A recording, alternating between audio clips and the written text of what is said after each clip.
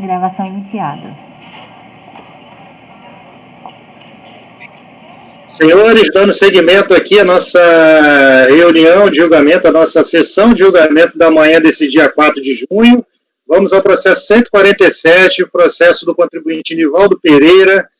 Na verdade, são três processos do senhor Nivaldo, os processos 147, 148, 149 e 150, 4 processos.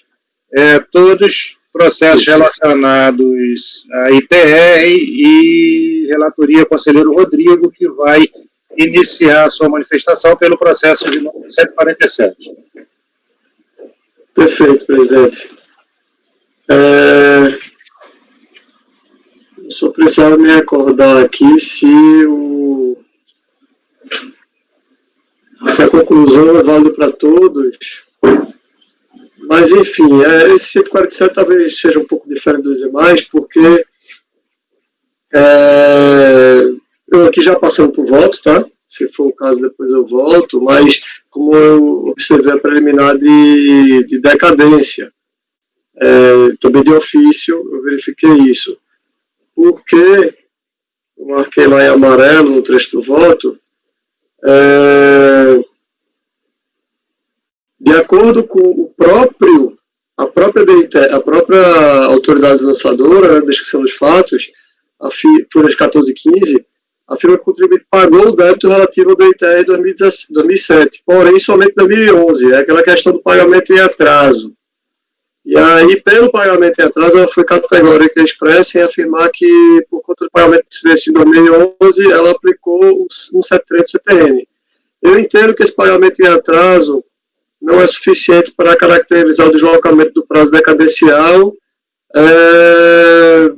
normalmente quando esse pagamento ocorreu antes do início da fiscalização. Então, eu entendo que sim, deve ser aplicado, está aqui todas as ponderações, eu não volto, né, vou poupar já a leitura, mas eu entendo que deve ser aplicado 150, e nesse caso, como estamos tratando do exercício 2007, o lançamento somente poderia ocorrer até 1º de janeiro de 2012 e a ciência dele ocorreu somente em novembro de 2012, 22 de novembro de 2012, conforme a R que foi 18. Então, eu reconheço a decadência e dou provimento aqui para cancelar o lançamento. Senhores, considerações? Presidente, só uma dúvida. Ele pagou fora do prazo, Rodrigo? Sim, fora do prazo. Ele pagou em 2011. Mas você está considerando 150, CTN? Estou considerando 150. Como eu coloquei aqui, né, o tema aqui repetitivo, eu cito aqui o tema repetitivo 163 do STJ, ele diz que o prazo decadencial que o FIS constitui o crédito tributário, o lançamento de ofício, conta-se do primeiro dia do exercício seguinte, tal, aquela questão da regra. Nos casos em que a lei não prevê o pagamento antecipado, ou quando, a despeito da previsão legal, o mesmo inocorre. Eu destaquei bastante aqui a palavra inocorre. Eu acho que é ausência de pagamento, e não simplesmente o pagamento a destempo. Acho que o pagamento a destempo não é suficiente para caracterizar um deslocamento do prazo, a contagem do prazo, normalmente quando tem uma declaração do débito. A declaração foi tempestiva, a informação na declaração foi tempestiva, somente o pagamento que foi em atraso, pelo que eu pude constatar aqui. Aí foi o pagamento da ação fiscal, foi? Desculpa, Marita. Ele fez o pagamento em atraso antes da ação fiscal, a estimação? Isso, antes da ação fiscal. Foi feito em agosto de 2011 e a ação fiscal... Deixa eu abrir aqui para ser bem preciso.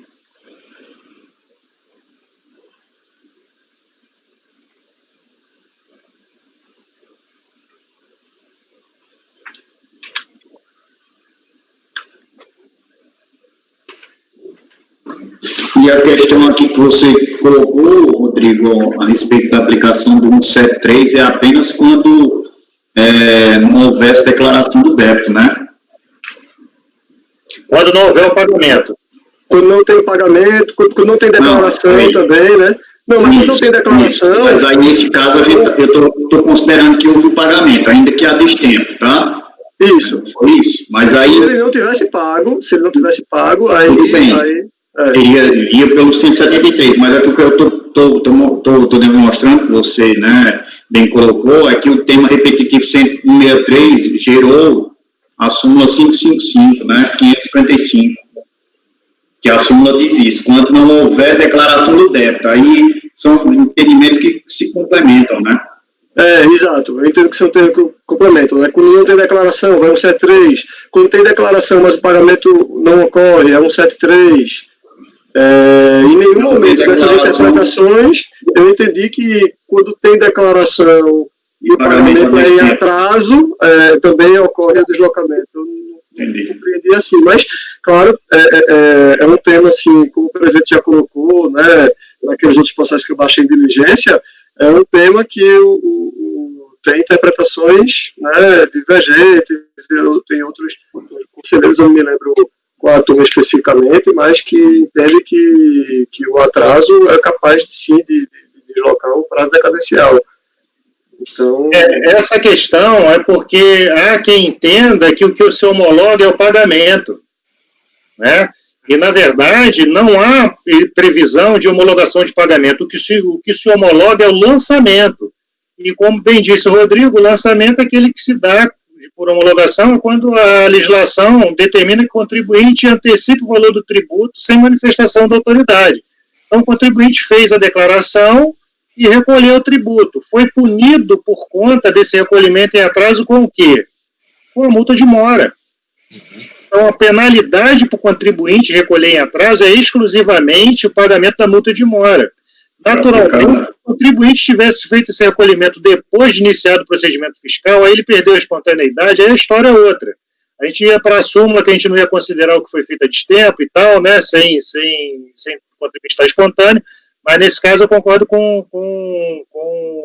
eu já votei nesse sim, porque esse posicionamento anterior era o posicionamento de um conselheiro que chegou a compor a nossa turma quando ele era participar de algumas sessões quando ele era suplente. Hoje ele é titular e presidente de turma, o conselheiro Dene, que ele avaliava essa de forma diversa, e nós chegamos até a conversar sobre isso, trocamos algumas, quer dizer, eu mandei algumas considerações para ele sobre essa questão, sobre o que ocorre, o que se homologa é o pagamento, não é o pagamento, mas o lançamento, e nesse sentido eu não sei como é que, né, hoje em dia, como que o Dene vota, se ele continuou votando no mesmo sentido, mas o fato é que eu já votei na nossa turma, considerando que o pagamento a destempo, antes do procedimento de ofício, ele supre essa exigência relacionada aí ao início, para fins, né, para verificação do início do prazo de contagem decadencial a partir de 150. Senhores, considerações adicionais? Daniel, como vota? Eu acompanho, presidente. Marita? Douglas? Acompanho, presidente. Débora? Sávio? E Marcelo? Eu também acompanho, então acordo no processo 147, acordo os membros do colegiado por unanimidade de votos em dar provimento ao recurso voluntário. Processo 148, Rodrigo. Ok, presidente. Eita, abriu o PDF.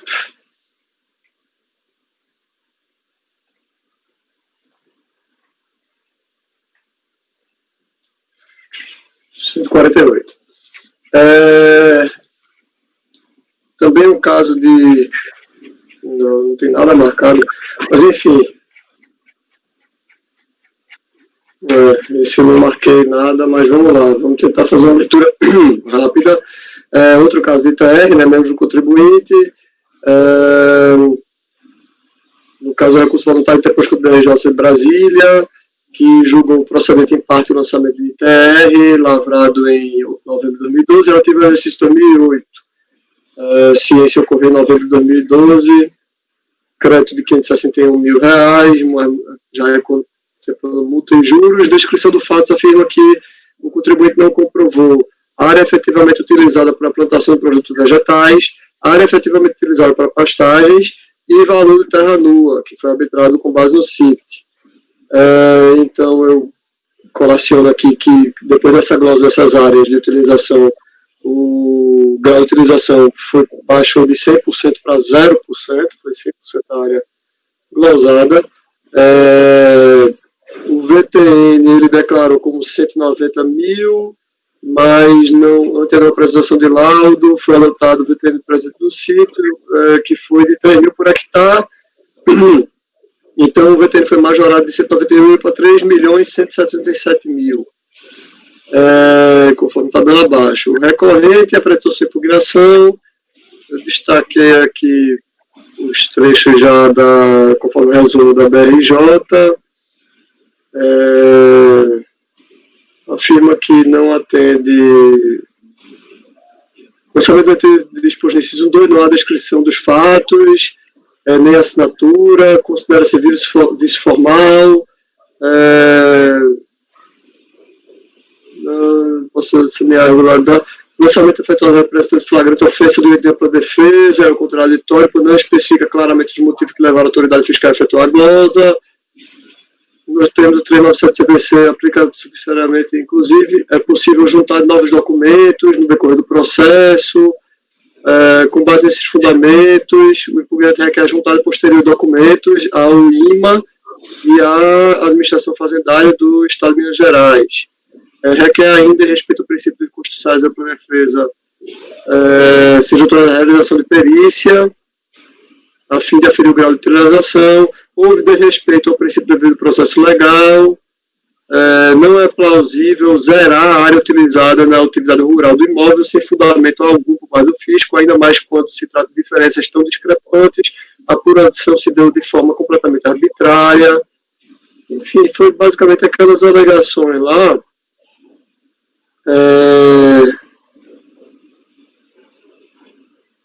Que eu vou tratar, eu acho que fica mais, o debate fica melhor se eu for tratar isso aqui ao longo do voto porque no voto eu trato todos os temas de defesa, então fica melhor a gente seguir aqui. Somente antes de chegar no voto, eu vou dizer que a DRJ apenas retificou, né, uma parte do lançamento, ela deu provimento de empate, porque ela verificou que a maioria dos documentos apresentados pelo recorrente não seria hábeis a comprovar a quantidade média de animais bovinos. Contudo, com base na ficha de controle de vacinação e movimentação de gado, folha 109, considerou comprovada a existência de 426 cabeças de animais bovinos no imóvel no ano base 2007. Então, com base nessa, ele apurou a área de pastagem, observou o índice de lotação mínima, né, que é de 0,5 cabeças por hectares, e entendeu que havia uma área de pastagem de 852 e restabeleceu essa área, fazendo com que o grau de utilização do imóvel fosse de 84,7%, diminuindo a alíquota de 8,6% para 0,3%. Eu acho que, mas mesmo assim houve uma manutenção parcial, porque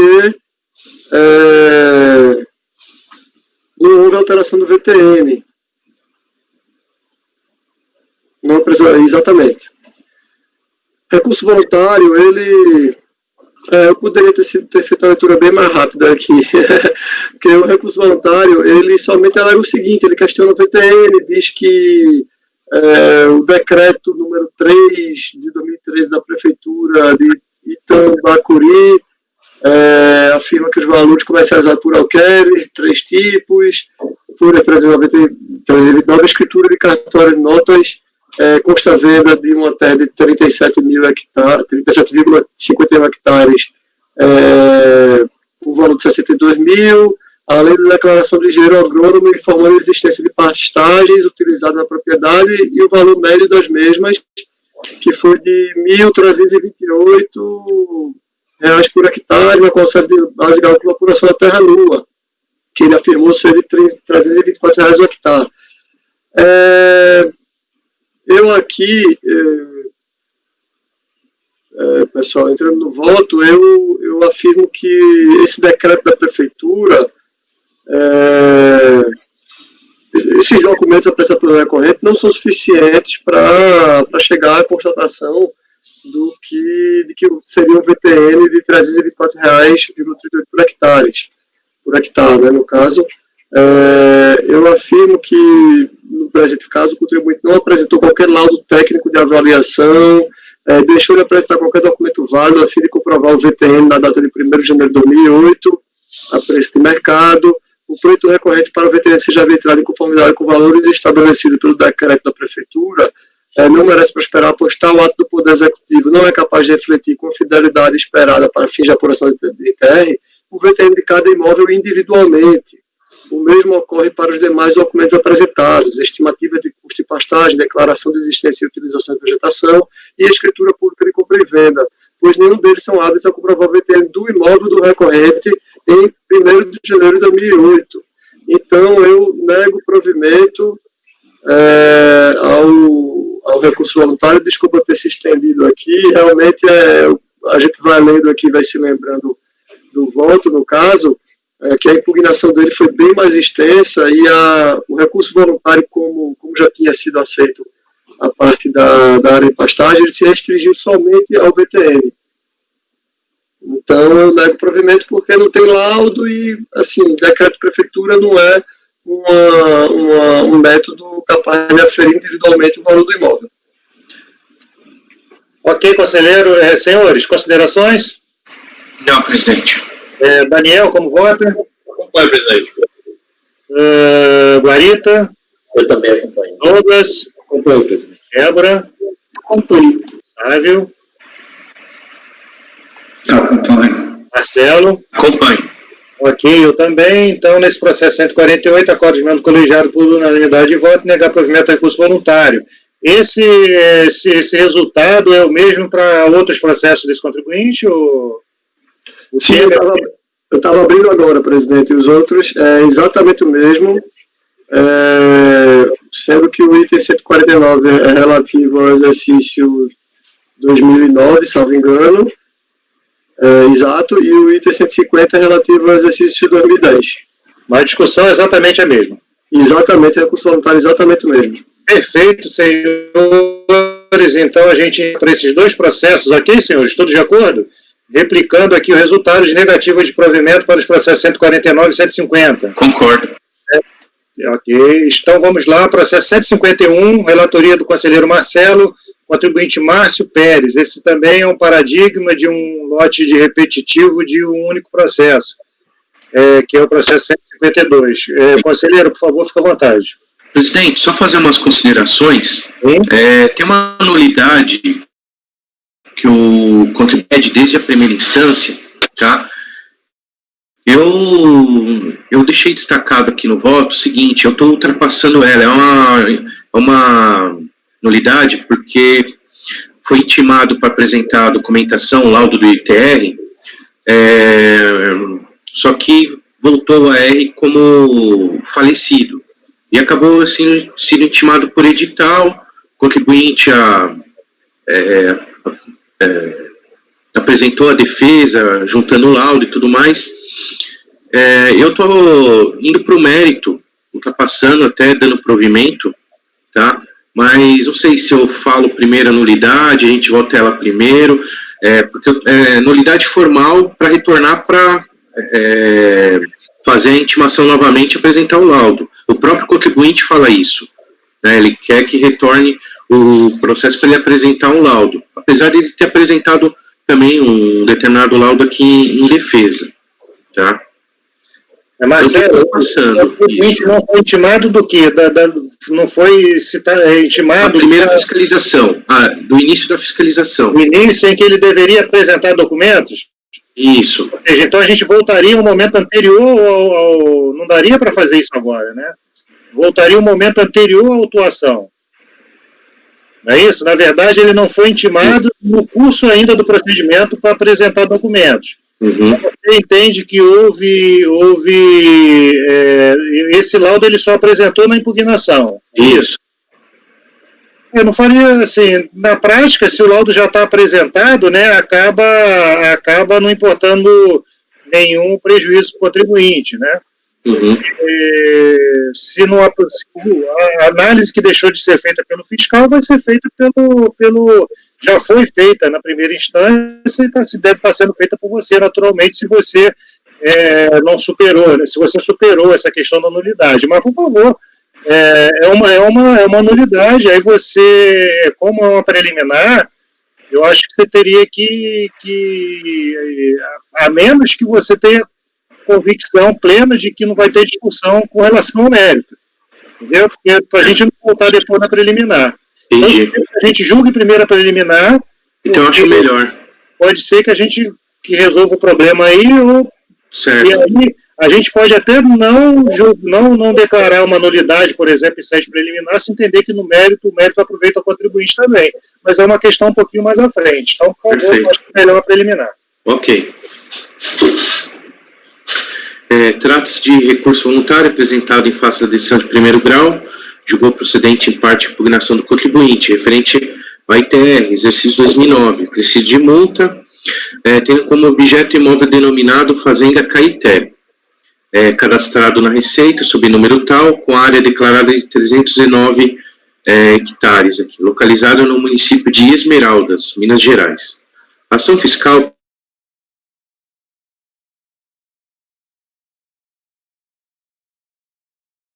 proveniente de trabalho de decisão recorrida, que adota em parte o relatório abaixo, intimou o contribuinte a apresentar os seguintes documentos de prova. Para a comprovação das áreas de pastagens declaradas, apresentar os documentos abaixo referentes ao rebanho existente no período de 2008, fichas de vacinação expedidas por órgão competente, acompanhada das notas fiscais de aquisição de vacinas, demonstrativo de movimentação de gado, rebanho, emitidos aí pelos estados, notas fiscais de produtor referente à compra e venda. Para comprovar o valor da terra nua, VTN, declarado, laudo de avaliação do valor da terra nua do imóvel emitido por engenheiro agrônomo ou florestal, conforme estabelecido na NBR e tal, da ABNT, com grau de fundamentação e precisão 2, com anotação de responsabilidade técnica, contém todos os elementos de pesquisa identificados, planilhas de cálculo, preferivelmente pelo método comparativo direto de dados de mercado. Alternativamente, o contribuinte poderá se valer de avaliação efetuada pelas fazendas públicas estaduais ou municipais, assim como aquelas efetuadas pela Emater.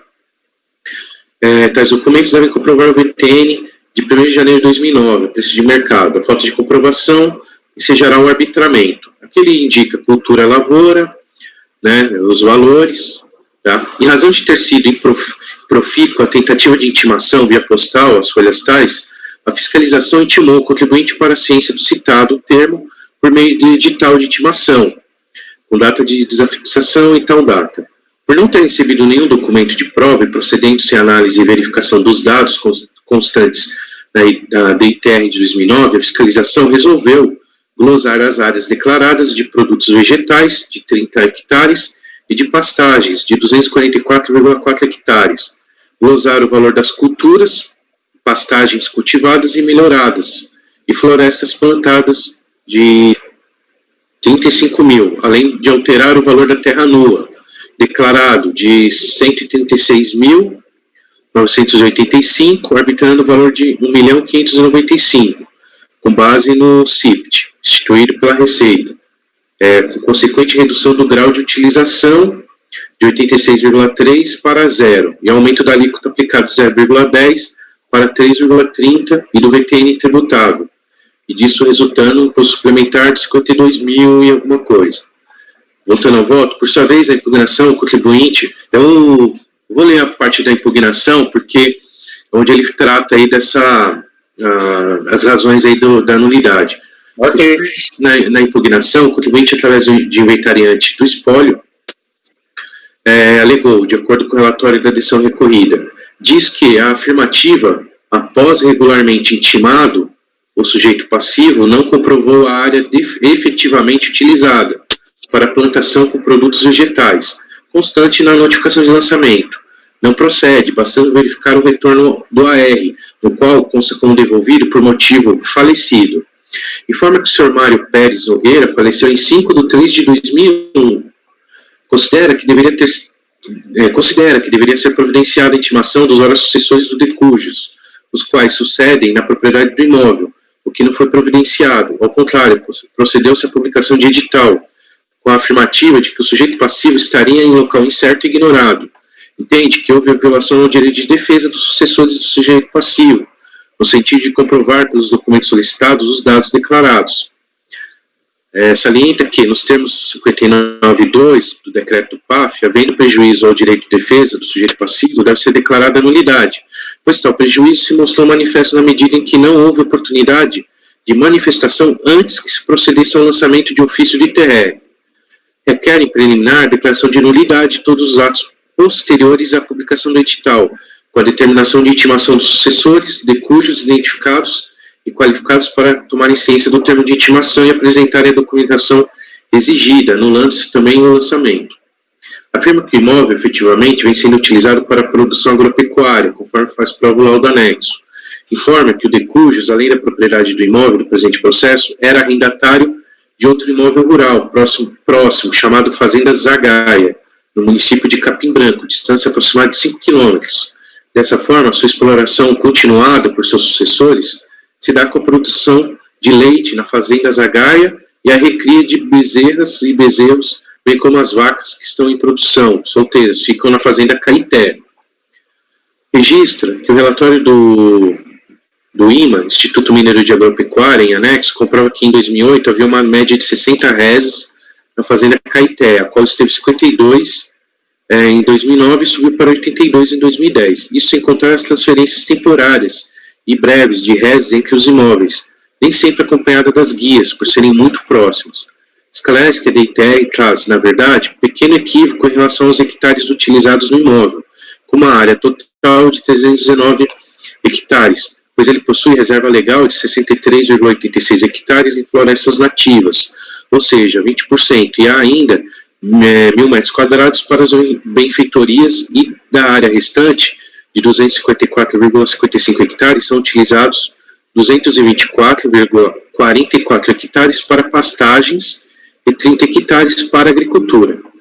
Diz que tais alegações são comprovadas por laudo elaborado por engenheiro agrônomo, em anexo, o qual vem, inclusive, enriquecido com fotos das áreas de exploração, reserva legal, pastagens, currais, etc., demonstrando também, por meio de fotos local, a efetiva exploração da atividade pecuária com registro de bezerras nascidas na Fazenda Caeté e áreas de pastagens com manutenção e roçada, bem como o estado da estrada que liga o imóvel à BR-040. Menciona que, com isso, demonstra que foi ultrapassado o limite legal de utilização de 80% da área aproveitável do imóvel, sendo imperativo que a alíquota retorne a 0,10%. Contesta o VTN arbitrado, alegando que foi apurado para a área tributável de 244,4 hectares. O VTN, conforme laudo detalhado, e formatado com base por profissional habilitado. Informa que, em relação ao original da RT, o CREA não entregou ao profissional diante da alta demanda e clama pela sua juntada em breve. Requer, além da revisão da alíquota, como pleiteado, seja revista a área de incidência do ITR e o VTN calculado, conforme a exigência legal no laudo anexado. A defesa foi julgada procedente em parte, de acordo com a decisão da DRJ. Ela considerou alguns pontos da defesa, aliás, foi juntado posteriormente a RT também, tá? A DRJ considerou aqui a RT juntada. Durante a análise aqui, a DRJ até entendeu que ele deveria, o lançamento foi só a questão do arbitramento, mas como ele trouxe esses outros elementos, ele deveria ter tratado, assim, ter comprovado o erro, né, aí para retificação. Contudo, a DRJ acabou entrando no mérito desses temas, ele trouxe para o recurso voluntário, e por conta disso também vou tratá-los, tá? Aí, quanto ao recurso, o contribuinte alega, vindo ao voto, no item 7, quanto ao recurso voluntário, o contribuinte alega diversas matérias que passam a analisar na ordem de suas alegações, né? Aqui eu vou tratar da preliminar de nulidade do lançamento dos terceiros de direito de defesa. O contribuinte apresenta a nulidade das seguintes razões. Alegaram os ora recorrentes, nulidade do lançamento tributário e o terceiro do direito de defesa, decorrente da intimação para apresentação de documentos na pessoa do decujus, antigo proprietário do imóvel. Só um minuto, presidente. Tá, voltando. Com efeito, o senhor Mário Pérez faleceu em 3 de maio de 2001, sendo que a sua notificação via correio retornou com a informação de falecido. Entretanto, é direito legítimo do contribuinte apresentar a documentação requisitada antes que se proceda ao lançamento do tributo e desconstituição de sua regular declaração. Ou seja, é direito do contribuinte comprovar os fatos da sua declaração a fim de evitar que o lançamento de ofício venha a ocorrer. No caso, pretende tal direito foi flagrantemente frustrado, visto que, a despeito de haver nos autos informação de que o contribuinte havia falecido, procedeu-se a uma simples publicação de edital, como se estivesse diante de um caso de pessoa em local incerto e ignorado. Aí ele questiona aqui, logo não se pode reputar como verdadeira afirmativa do acordo de que o contribuinte foi regularmente intimado a apresentar os documentos necessários para fins de comprovar as áreas utilizadas pela atividade rural e o valor da terra nua, informado na DITR 2009. Ou seja, não poderia a autoridade fiscal ter publicado um edital para cientificar pessoa falecida. Aí, diante disso, ele entende que houve o cerceamento do direito de defesa, fala que o domicílio tributário foi regularmente declarado pelo inventariante. Ocorre que, certamente, por ausência de qualificação, o servidor dos Correios se limitou a perguntar pelo senhor Márcio, deixando de entregar a documentação ante a resposta de que o mesmo havia falecido. Logo, não há irregularidade alguma no domicílio, bastaria que se substituísse a intimação e a reenviasse em nome da inventariante ou do sucessor de cujos.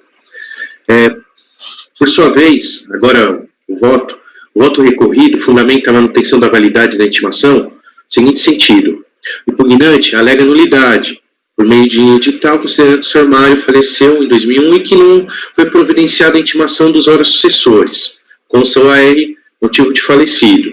Assim sendo, ainda na fase inicial do procedimento fiscal, o contribuinte foi regularmente intimado a apresentar os documentos necessários para fins de comprovar as áreas utilizadas pela atividade rural e o valor da terra nua, sob pena de arbitramento. Nesse caso, cabe salientar que, constatada que a intimação inicial realizada no domicílio informado pelo contribuinte restou improfícua, ela foi realizada por edital, porque não havia motivos para desconsiderar a informação prestada pelos Correios, no caso devolvido por motivo falecido, conforme tela do sistema SUCOP aqui. Sobre o assunto, a legislação dispõe que, se resultar improfícua a tentativa de intimação por via postal, será ela por edital, considerando no caso, que o OR foi devolvido pelos Correios, não caberiam outras tentativas de encaminhamento da intimação por via postal, nos estritos termos do artigo 23.2, parágrafo 1º do decreto do PAF. Aqui, poupá-los da leitura. Assim, consta nos autos que o contribuinte foi regularmente intimado, posto que tal intimação foi realizada pelo edital de intimação, com data de desassação, uma vez que foi improfícua por motivo de devolução de AR pelos Correios. A intimação encaminhada via postal para o endereço informado pelo contribuinte, como se verá na sequência deste voto. Transcorrido o prazo legal e o prazo para atendimento da intimação inicial, o contribuinte não se manifestou, por isso foi efetuado o lançamento de ofício por falta de comprovação das informações prestadas na declaração 2009. Quanto ao domicílio tributário, ele fala do contribuinte para fins de legislação aplicável ao ITR, cumpre destacar os artigos 4º e 6º aqui, que dispõe. Cabe esclarecer que o contribuinte pode informar outro endereço à Receita, localizado ou não em seu domicílio tributário, somente para fins de intimação, conforme a legislação transcrita anteriormente, fato esse que ocorreu no presente processo, já que o termo de intimação foi encaminhado para o endereço constante na DITR. Confirma-se assim que o termo foi encaminhado para o endereço eleito pelo contribuinte. Reitera-se que a intimação foi encaminhada para o endereço postal fornecido pelo contribuinte em sua DITR 2009, por isso a correspondência foi enviada para esse local, pois a lei considera como domicílio eleito pelo sujeito passivo o constante na sua declaração, que no caso seria o mais recente. Dessa forma, consta nos autos que o contribuinte foi regularmente intimado e não se manifestou. Ressalte-se que o endereço eleito pelo contribuinte, Rua Fortaleza, 39, Canaã, 7 Lagoas, consta no CAFIR, as folhas tais, até a presente data, até porque ele vem reiteradamente apresentando as da ITR, inclusive a de 2015, com a mesma informação. Além disso, consta nos autos o comprovante de endereço da viúva, do decujus e inventariante do espólio, no qual consta exatamente esse mesmo endereço, no qual, inclusive, houve a ciência na notificação. Salientes que a omissão de um contribuinte, espólio, representado por seu inventariante após devidamente estimado como visto, não pode embasar qualquer nulidade no procedimento fiscal, pois que o direito respeita o princípio de que ninguém deve beneficiar-se de seu próprio erro, que foi incorporado no CPC, segundo a qual não deve ser declarada nulidade quando a parte a quem aproveita lhe deu causa, conforme previsão aqui, seu artigo 276. Enfim, é preciso deixar registrado que, nos termos do artigo 1516 do decreto do PAF, depois de formalizada a exigência, mediante a emissão da competente notificação, com a ciência do contribuinte, caso feita via postal, no mesmo endereço para o qual foi enviado o termo, cabe ao contribuinte, caso discorde do lançamento, contestá-lo por meio da presente intempestiva impugnação. Aqui ele mantém, tá? Aí no meu voto. Contudo, que pese as razões apresentadas em relação à nulidade, eu noto que me sensibilizo. Desculpa, aqui eu estava ultrapassando a questão da nulidade, mas eu vou, na parte verde do voto, eu vou tratá-lo. Contribuinte, no item 10, o verde, o contribuinte pretende, em síntese, a nulidade por erro formal do lançamento, uma vez que, de acordo com documentos anexos, durante a fiscalização, teve por objeto o arbitramento do VTN, por considerar subavaliado, intimou o contribuinte a entregar os seguintes documentos, aqueles do relatório. Contudo, respectivo a R, com a intimação do contribuinte, retornam com a informação de falecido pelo correio. Aqui eu destaco aqui, tá? Portanto, por óbvio, o contribuinte não pôde atender à intimação de entrega de documentos, principalmente o laudo solicitado pela autoridade lançadora. Veja que esse tipo de procedimento de revisão do ITR, no caso, quando se trata de subavaliação do VTN, enquadra-se perfeitamente na hipótese 148 do CTN, combinado com o 14 da Lei 9393. Fala o seguinte: quando o cálculo do tributo tem por base o toma em consideração, então eu vou poupá-los da leitura. Por mais fundamentada a decisão de piso, tendo que nesse ponto, que em outros casos relacionados ao imposto de renda à pessoa física, eu já tenha votado em contrário, mantendo o procedimento, por mero erro formal de identificação de espólio, nesse caso tendo ser diferente, pois envolve arbítrio, situações diversas, que julguei. De acordo com o 148, ele diz o seguinte, que a autoridade lançadora, destaquei, mediante processo regular, arbitrará o valor daí do preço. Contudo, no presente caso, por tratar-se de arbitramento, há necessidade do regular direito de defesa do contribuinte e apresentar esclarecimentos e documentos para que a autoridade lançadora efetue, nos casos previstos na lei, o lançamento. Portanto, o juízo de valor quanto aos documentos relacionados ao arbitramento cabe à autoridade lançadora, e não à julgadora, que apenas tem o dever de verificar se o procedimento foi feito de acordo com a legislação. No caso dos autos, sabendo a informação do falecimento com a devolução do AR, nesse sentido, poderia a autoridade lançadora servir-se da própria inteligência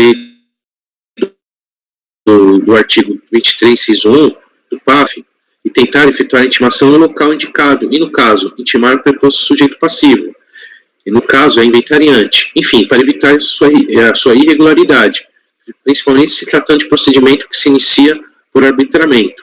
Veja que na parte do voto recorrido, relacionado à subavaliação do VTN, grande parte da justificativa está relacionada à falta de apresentação de documentos, como bem posto pelo contribuinte. Vejamos em negrito.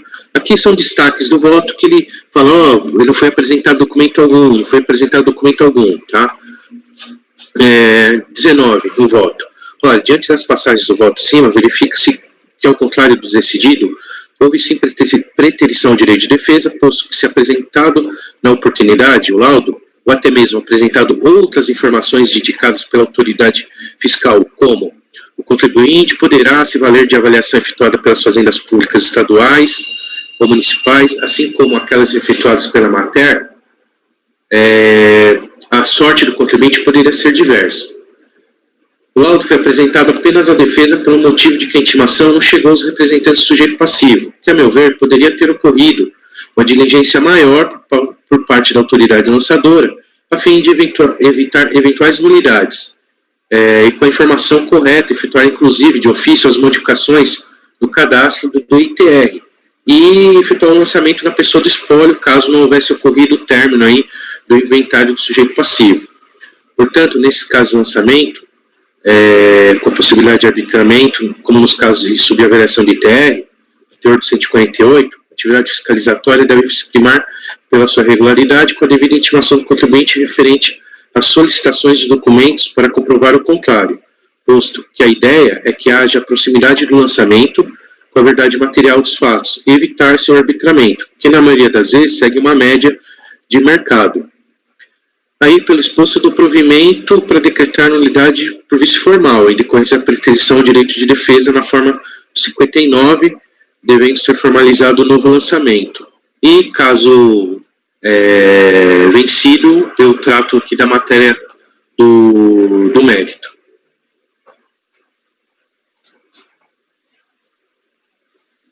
Senhores, considerações?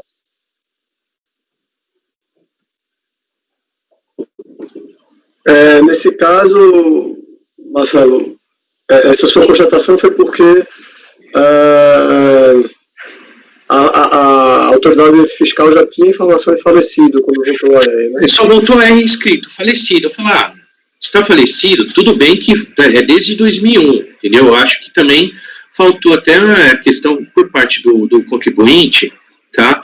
De fazer a declaração correta. Não sei se terminou o inventário, enfim, mas enfim, eu acho que com base nisso, pelo menos, né, como é a inteligência aí, eu digo a inteligência, a interpretação do 23.1, né, a fiscalização poderia ter ido até lá, né, para checar essa situação. Porque eu acho também plausível o que o contribuinte colocou, o argumento de que o correio chegou lá, falecido, o senhor Márcio, entendeu? E não ter colocado, porque ela recebeu a intimação, né, no mesmo endereço para fazer a defesa, e apresentou.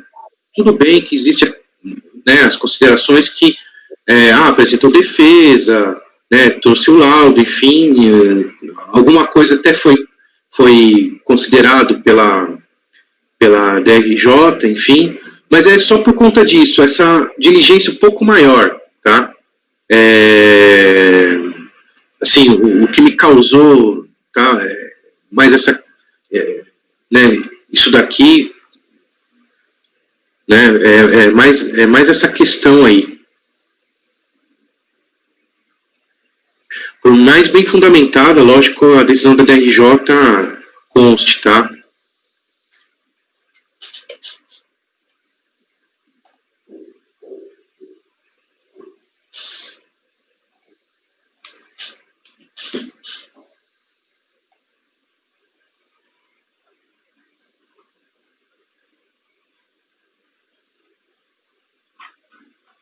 Dá uma olhadinha aqui, tá, Marcelo? Um minutinho, por favor. Ok, presidente.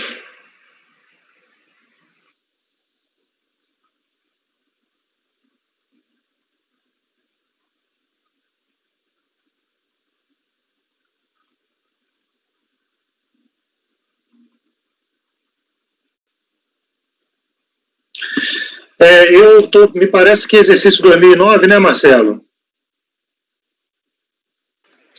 Isso, presidente. O outro, salvo engano, é o 2010, o outro do repetitivo, tá?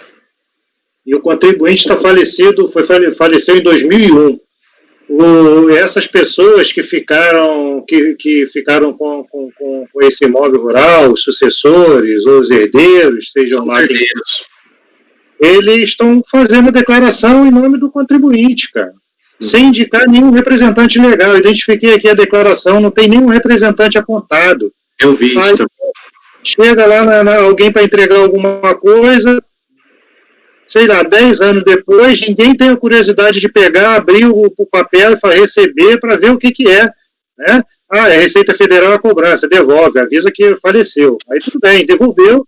Aí agora, mesmo os beneficiários desses imóveis estão aqui apontando ilegalidade. Eu acho que houve falha. Eu acho que a fiscalização poderia ter caminhado um pouco mais. Acho, até poderia. Mas o fato é que me parece que a gente reconhecer essa nulidade, em particular porque você também já tá vendo algo relacionado ao mérito, né? ia beneficiar os herdeiros aí pela própria torpeza deles, que é simplesmente passar 9 anos sem declarar a informação de que há um espólio em andamento, um inventário em andamento, ou se trata de um espólio, entendeu? Então, é bem complicado, né? A Receita poderia, o fiscal poderia ir lá fazer... Agora, a gente está tratando de fiscalização que se dá em sede de malha. Você imagina para a quantidade de declaração que é apresentada e tudo por processamento, aí o fiscal vai pegar, não, vou lá dar uma olhada e tal, e o contribuinte não faz a parte dele, que é o quê? Informar o termo lá de abertura, de espólio, de espólio, né? Sim. A declaração de início de inventário e tudo mais. Ou seja, todo mundo já, para usar o imóvel, para gozar dos frutos deles, a coisa rápida. Agora, para informar, nós estamos falando de declaração de 2009, o cidadão faleceu em 2001, e estão ainda declarando em nome do sujeito sem, entendeu? Então, e, inclusive, presidente... O próprio representante da empresa, agora, o beneficiário, pela própria torpeza dele, que é simplesmente não ter declarado. Deixa lá e vamos ver. Presidente, inclusive até a própria DRJ, o julgamento, salvo engano, acho que foi 2015, por isso que ele indica que a DITR ainda consta os mesmos, né, fatos, né, e não houve nenhuma mudança, né? É isso? Assim, pensando até melhor em questão que a própria DRJ tratou, né, a questão da torpeza aí, né, e estou até reavaliando aqui, presidente. Senhores, o que os senhores acham aí? Presidente. Quem quer fazer uma consideração, por favor, Douglas? Se a gente acolher essa preliminar, não vai dar decadência? Se a gente acolher a preliminar, é porque o Marcelo está votando para nulidade por vício formal, por cerceamento de direito de defesa. Uhum. Aí a gente ia ter que discutir a natureza desse vício, né? Porque eu não sei se exatamente até o cerceamento de direito de defesa ele decorre, né, do fato de um contribuinte da fiscalização não ter intimado efetivamente o contribuinte naquele momento, que não era mais o falecido, né? E aí talvez a gente pudesse até avaliar como é a questão de identificação do sujeito passivo, a essência do lançamento, talvez fosse tivesse esse vício, uma natureza material. Mas é isso. Aí, no caso, tendo natureza material, acabou, não dava para lançar de novo mais, né? Mas aí sim nós estaríamos diante, porque se fosse para considerar, eu acho que seria um vício de natureza material. Mas aí sim a gente estaria diante do benefício maior ainda, porque não seria um novo lançamento, né? Seria simplesmente a extinção integral do crédito tributário, sem que aquele beneficiário do contribuinte que ao final deixou de informar isso já em 2015, ele estaria se beneficiando dessa falha dele, né? Viu, presidente, eu entendo que é formal porque não consta nos autos nem o término do inventário, porque pela legislação civil aí, aplicada, né, aqui no âmbito do CTN aqui, ele tem que comprovar o término aí do inventário, né? Aí é o uso da prova dele, por isso que... O problema, Marcelo, é que a gente nem está falando de inventário, o sujeito morreu, não é mais ele, aí eu escolho, se não tem inventário, eu escolho. Está no 131 essa questão aí. São pessoalmente responsáveis. Aí, incisos 2 e 3, o sucessor a qualquer título ou o espólio. Então é isso aí que o presidente está falando. Entendi. Tiraria para outra coisa, independente de ter inventário. Certo. Outro ponto também que eu acho que é a intimação para a apresentação do laudo, acho que aí é muito frágil, né? Porque nos casos que eu analisei, normalmente tem essa preliminar de nulidade, porque não pôde apresentar o laudo previamente, né? Não sei se só por não apresentar o laudo seria visto tão grave assim para a gente... Sim, foi o que a gente começou inicialmente falando, que acabou que a apresentação do documento no curso da impugnação, de alguma forma, supre, né, essa informação que ele não apresentou naquele momento. Mas, de todo modo, o contribuinte está questionando uma nulidade. Essa nulidade, ela independe do que ocorre depois, né? É isso que a gente tá avaliando. A gente está avaliando a nulidade numa intimação por edital de um camarada falecido em 2001, mas edital efetuado lá em 2012, 2013. Em 2015, a Receita não estava sabendo do que aconteceu com esse cidadão. E aí, lógico, quem se beneficia disso é hoje o herdeiro, é o sucessor a qualquer título, né? Então, você apontou, Marcelo, que diante dessas discussões se estaria reavaliando e entendendo que não haveria nulidade, então, para esse caso, para a gente seguir para essa sua proposta, porque para a gente submeter a todo mundo aí primeiro. Sim.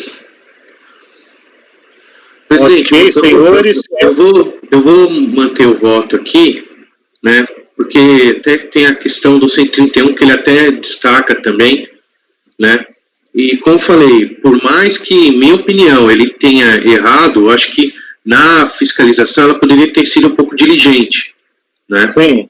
Tá? Aí eu... Você tem que decidir, Marcelo. Você mantém o voto entendendo que há nulidade, é isso? Sim, mas aí é nulidade formal, para mim é um vício formal. Aí, se a turma entender contrário, para mim, acho que...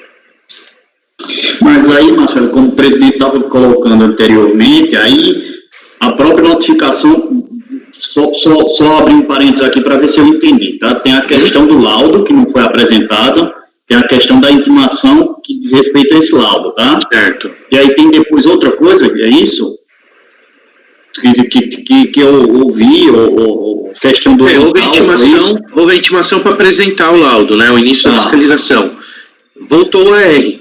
Aí, com base nisso, já fez o lançamento, entendeu? Aí ele apresentou a defesa, aí ele foi intimado, lógico, no mesmo lugar. Mas aí quando voltou a R, voltou o quê? Falecido? Falecido. Mas aí a questão do vício, como o presidente estava falando, não é formal, né? É material. Aí é questão de sujeição passiva, aí é questão de validade do próprio lançamento. Se fosse para reconhecer o vício, teria de reconhecer por natureza formal, material. Realmente é a minha opinião.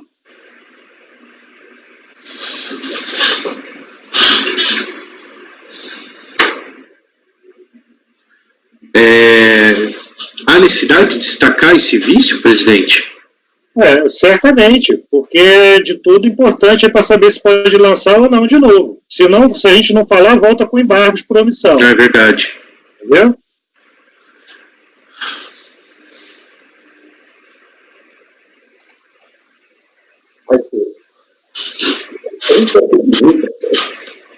Eu entendo que é formal, vou colocar aqui, tá?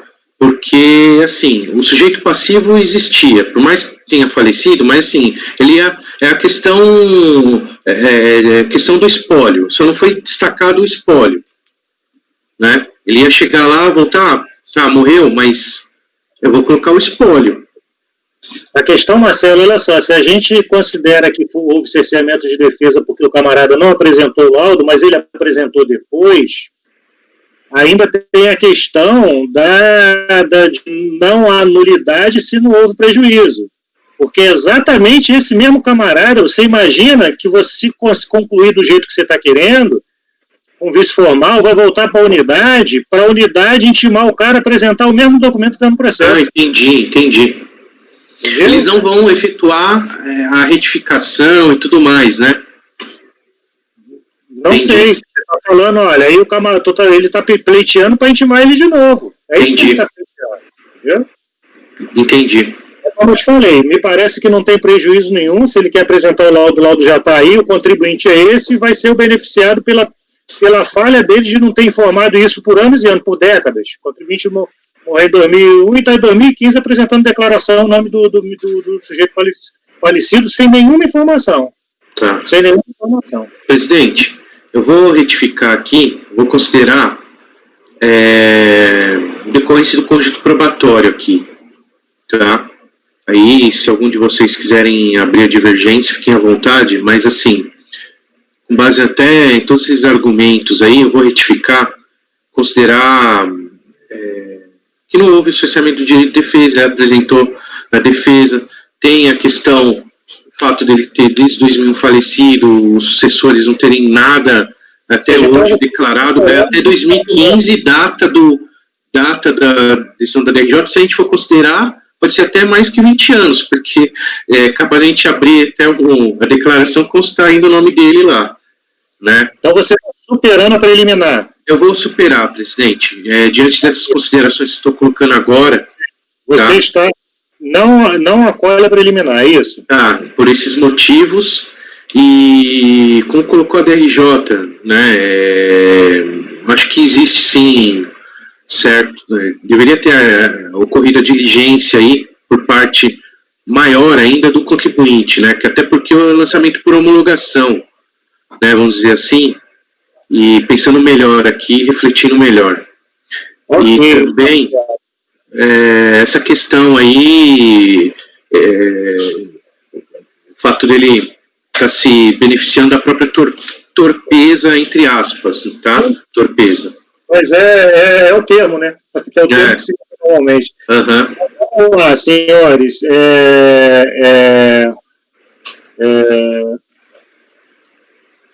Alguém quer fazer alguma consideração?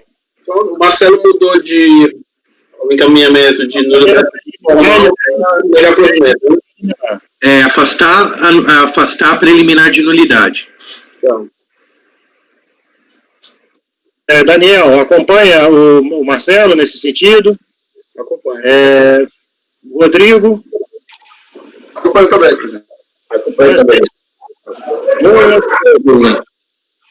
Também acompanho. A questão da nulidade, restou superado, ou é a nulidade que está em votação? Eu acho que eu vou vou levantar a divergência, então, tá? Você vota pela nulidade material? Isso, para mim seria isso. Eu também acompanho o relator nesse caso, então, nesse caso ficou vencido o Sávio só na preliminar. Vamos, Marcelo, então, para o mérito? Vamos.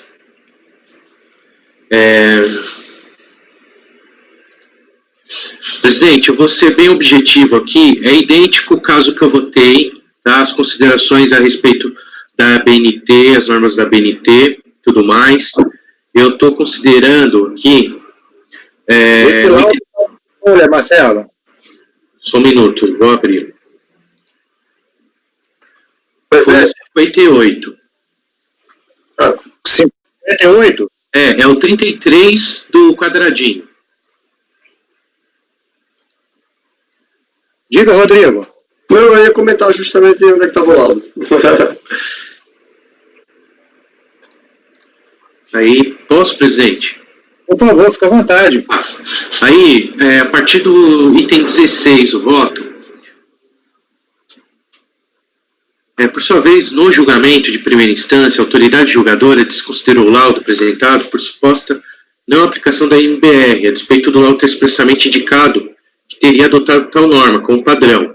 Aí eu indico aqui a DRJ. Pois bem, no presente caso, não há como acatar o VTN apresentado no laudo, pois entendo que o teor do documento trazido aos autos não se mostra hábil para a finalidade que se propõe, uma vez que não segue a totalidade das normas da BNT, para um laudo com grau de fundamentação e de precisão 2, não demonstrando de forma inequívoca o valor fundiário do imóvel, à época do fato gerador do ITR 2009. Contudo, em que pese os fundamentos da decisão de piso, entendo que a mesma apenas não acatou o laudo apresentado por engenheira agrônoma, registrada no CREA, testando o valor da terra nua para o ano em questão por suposta não aplicação da NBR. Aí eu coloco aquelas minhas considerações em relação ao voto anterior, tá? Vou poupá-los da leitura, tá? Marcelo, acho que nem precisa a gente concluir, basicamente você está colhendo o VTN por conta do que está no laudo, Sim. né? laudo está todo mundo aí vendo que se a gente verificar a diferença entre esse e o anterior, ela é abissal, né? Ela é enorme. O contribuinte dedica, além de todo o detalhamento, o profissional aponta um quadro específico, ele aponta o valor. Foi exatamente o que eu comentei no julgamento, esse laudo corrobora o que eu comentei no julgamento do processo anterior. Ele aponta o valor do imóvel e aí vem apontando, ó, a casa sede vale isso, a casa do funcionário vale aquilo, não sei o que, vai diminuindo tudo até chegar a quanto que é o valor da terra nua. Tá. Me parece que tem um nível de detalhamento infinitamente maior do que o que a gente viu naquele processo anterior. Perfeito.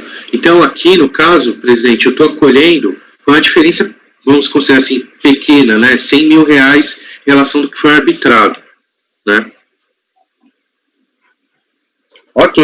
Mas aqui só tem eu queria falar porque só tem uma pequena incongruência, porque o valor dos R$100 mil a diferença, mas é o valor total do imóvel, né? A gente vai para o VTN, apurado do laudo, ele é R$725.950, porque tem que, do valor total do imóvel, abate todas aquelas casa-sede, casa de funcionário, e aí, no caso, não seria esse valor que o doutor Marcelo apontou no voto. Ele tinha colocado 700 e alguma mil, né, reais. Aí eu estou considerando o valor total, não é? 700 e pouco é o VTN, não é isso? Foi Isso, 700 e pouco VTN.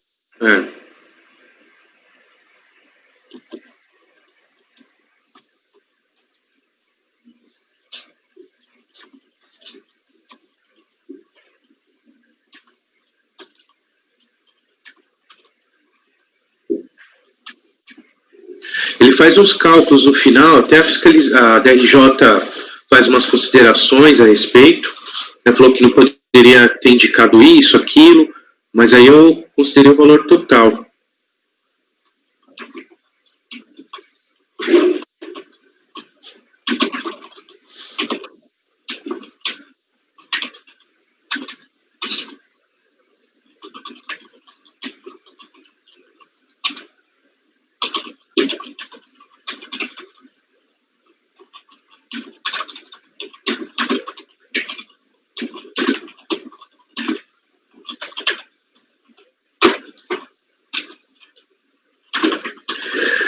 Porque quando vai ver aqui, por exemplo, no lançamento aqui, as folhas 8, tá vendo? Ele tem um valor total que ele tira o valor de benfeitoria, tira o valor de cultura, pastagem, tudo para chegar ao valor da terra nua.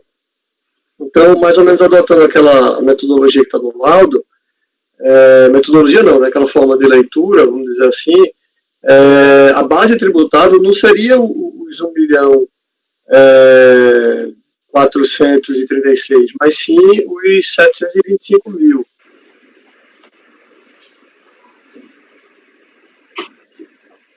Sim, mas a questão é toda só em relação a esses 100 mil de diferença que o Marcelo citou, não é isso, Rodrigo? A questão toda... Não, é porque pelo voto do Marcelo, ele diz que está acatando 1.468.000 de VTN, mas não é o que diz o laudo, né? Não, o VTN é 700 e poucos, Marcelo. Tá ok, então, presidente. Eu destaco isso. Ok.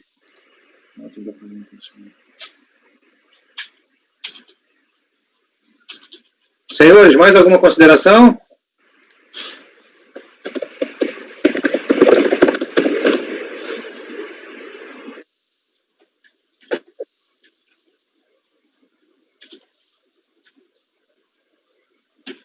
Nesse caso, o VTN tributável, né? Vou botar aqui o VTN. Oi, desculpa. Apertei os botões aqui, sem querer. Qual é o número da folha do laudo? Só um minuto, presidente. Vou pegar aqui. 58, eu acho. Peraí. 58. E seguinte. Daniel, como vota? Eu acompanho, presidente. Rodrigo? Mas tem outra questão aqui, adiante, além do VTN, não, né? Foi tudo mantido, né? Tem outras questões, mas são bem pontuais. Mas a questão do ar, assim, Pode dizer, Marcelo. Presidente, é melhor indicar o folhas do laudo, folhas 42 e seguintes. Porque tem um de 2009 e um de 2010 juntado. Ok, 42 e seguinte. Isso. Não, eu vou botar o laudo apresentado pelo contribuinte, você diz porque isso aqui é paradigma, né? Ok. Ele apresentou na impugnação. Isso.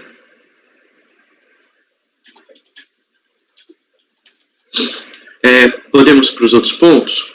Por favor. Ó, ele destaca aqui os outros demais pontos. Manutenção da área de florestas nativas e reserva legal.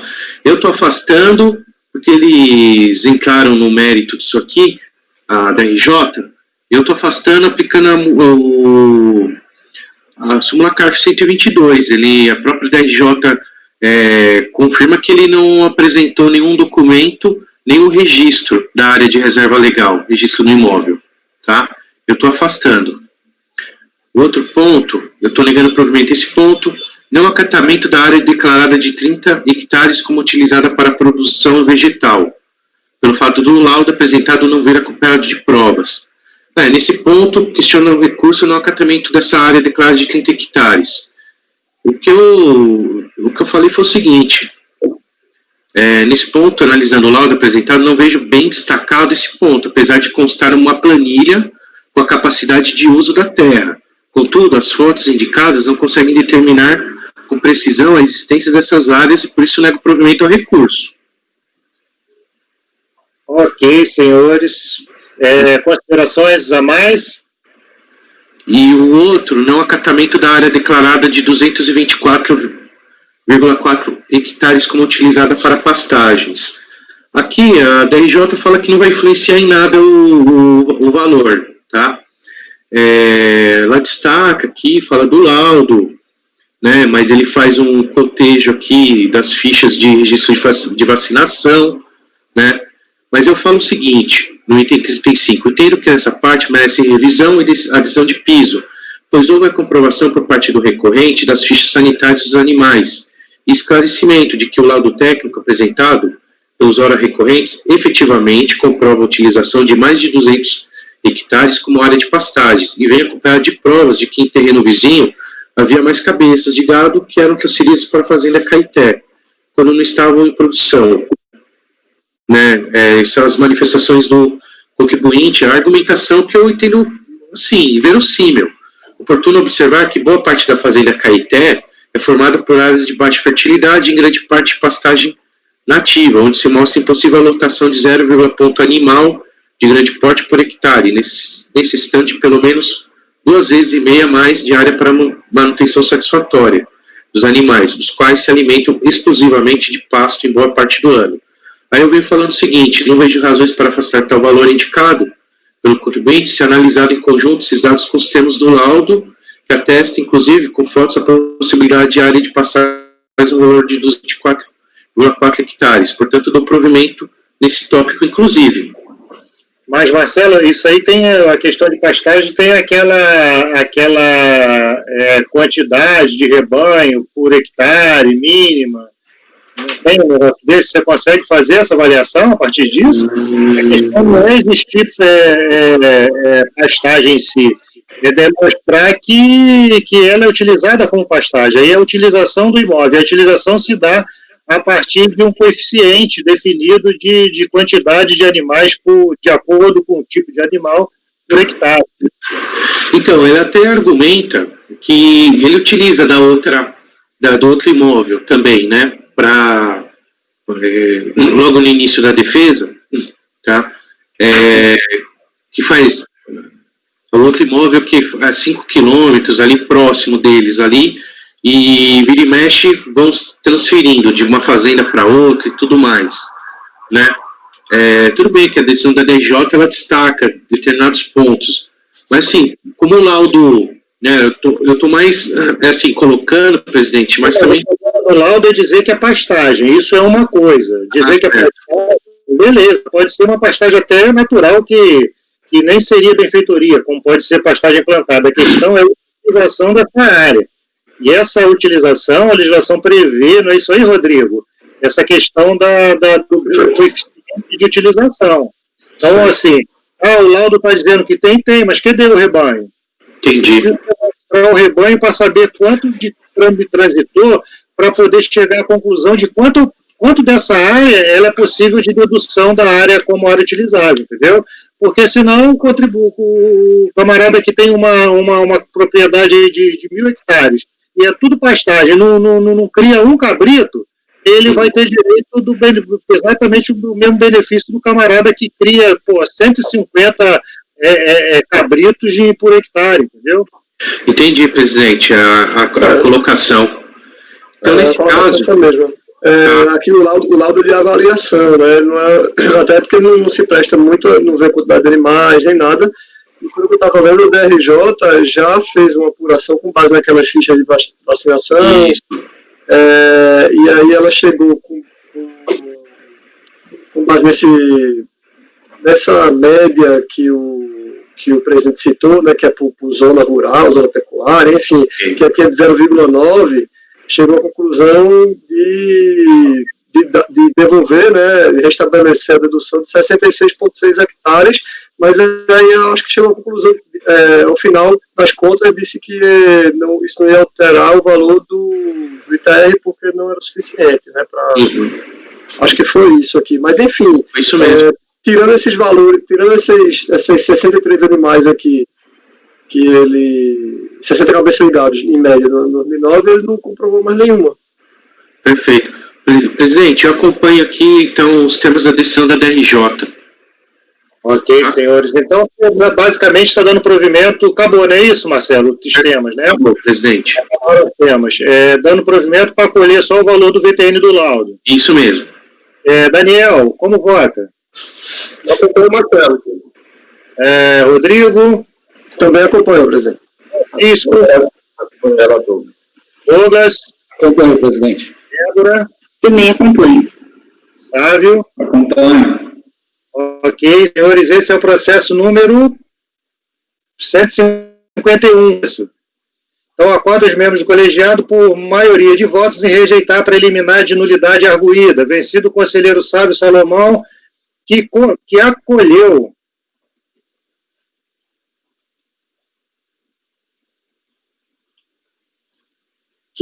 a preliminar por entender existente vício de nulidade de natureza material. No mérito, por unanimidade de voto, ainda dá provimento parcial ao recurso voluntário para determinar o recálculo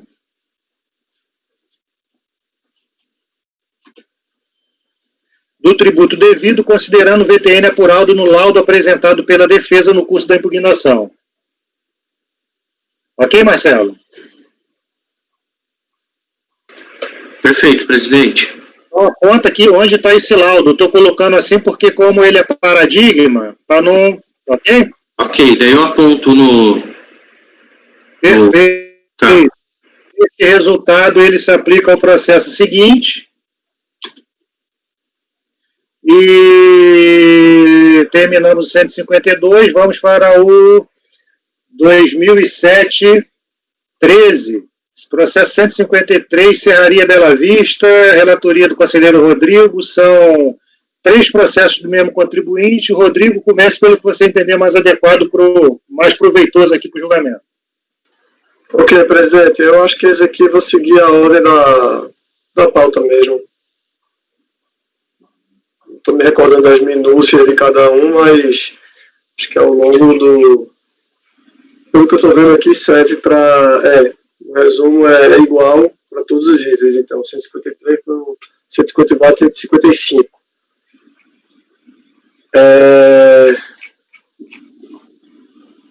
Deixa eu só me lembrar aqui.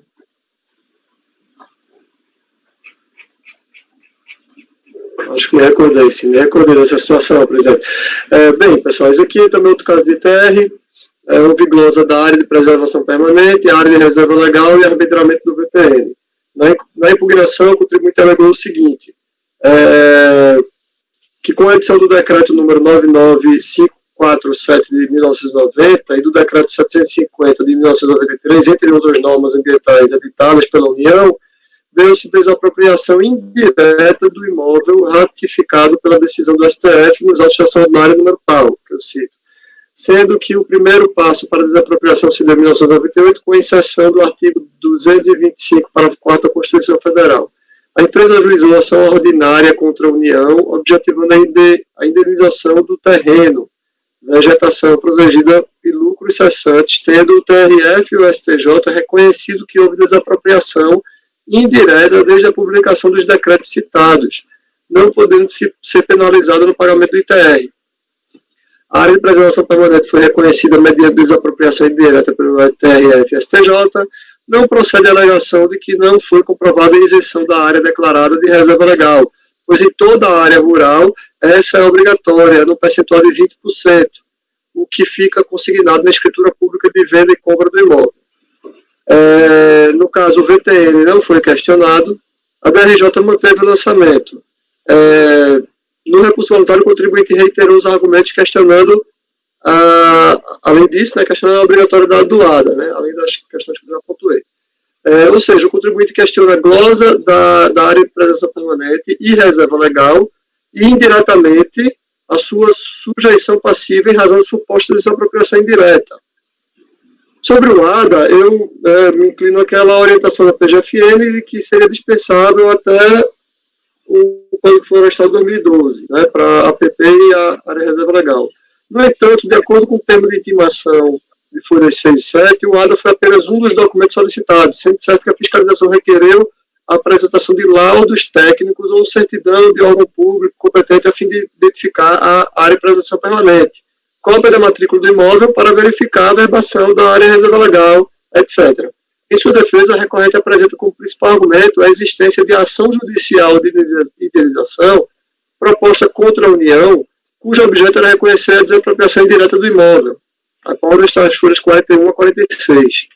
Assim, o reconhecimento de seu pedido na ação judicial comprova que o seu imóvel estaria abrangido pela área do decreto número 750 de 1993, sendo, portanto, isento de ITR. Entendo que as alegações e documentos acostados aos autos não são suficientes para atender o pleito do contribuinte, na medida em que permanece não comprovada a efetiva existência e ou tamanho das áreas de preservação permanente e reserva legal declaradas. Mesmo superada a questão sobre a obrigatoriedade do ADA, o caso esbarra na motivação primária do lançamento, a não comprovação dessas áreas pelo contribuinte.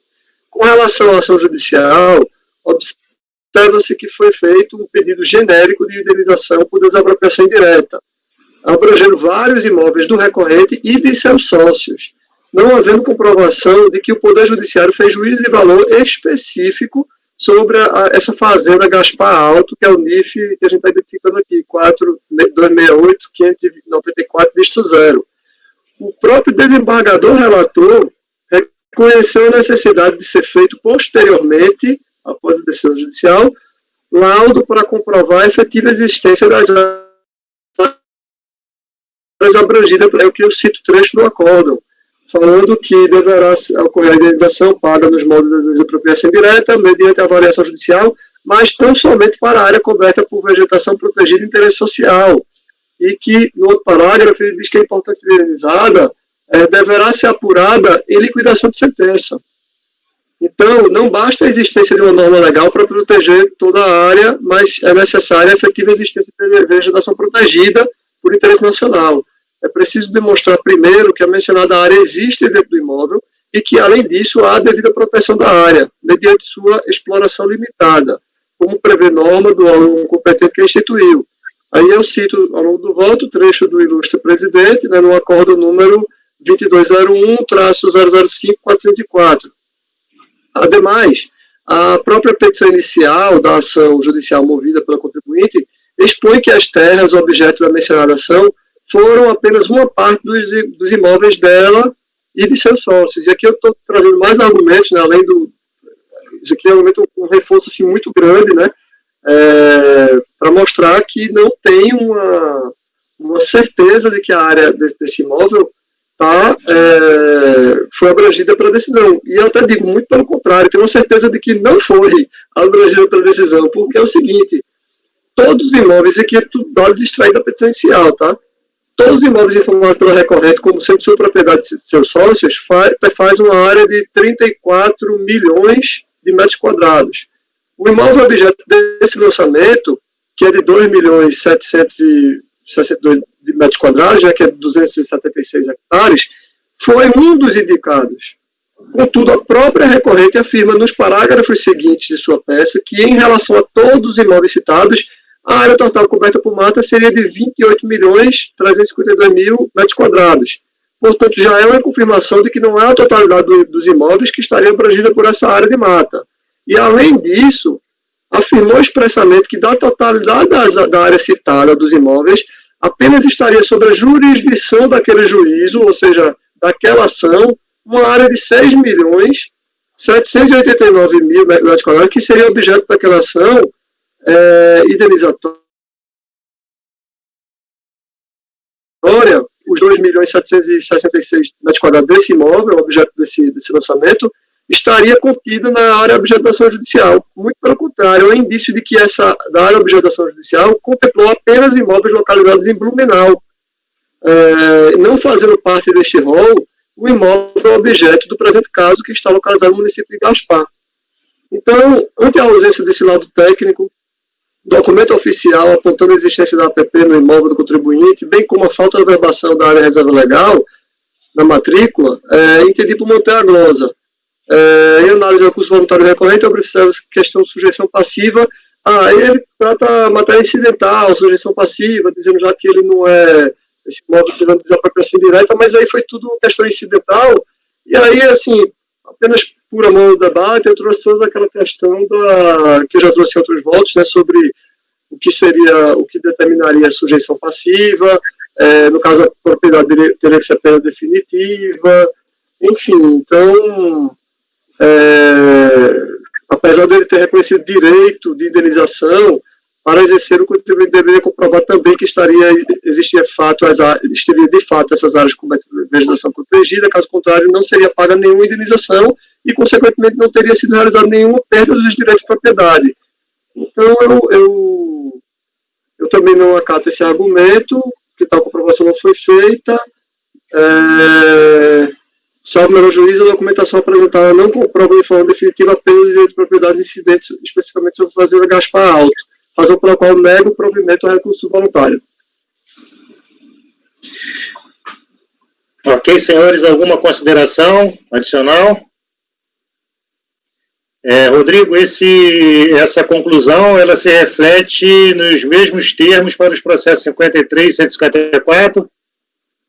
Sim. 154 e 155, é isso? 155. Então, senhores, é o resultado aplicado aos três processos. Como vota, Daniel? Eu acompanho, Rodrigo, presidente. Francisco? Eu também acompanho. Douglas? Acompanho, presidente. Débora? Acompanho. Flávio? Acompanho. Marcelo? Acompanho, presidente. Eu também acompanho. Então, para os processos 153, 154 e 155, o acordo dos membros colegiado, por unanimidade de votos, em negar provimento ao recurso voluntário. Senhores, temos processos agora, um da colega Débora, outro do Sávio, outro do Douglas e ainda um do Rodrigo. E ainda tem mais alguns aqui, para a gente encerrar. A gente está 11h42, vou dar um intervalozinho agora de 2 minutos para que a Camila interrompa agora a gravação e a gente, 2 minutos adiante, a gente reinicie só com a gente, porque para não interromper o raciocínio e nem atrapalhar o almoço da Camila, que começa agora meio-dia. Tudo bem, senhores? Tudo bem, tudo bem. Camila, por favor, interrompa a ligação, a gravação e a gente vai continuar na sequência. Ok, gravação interrompida.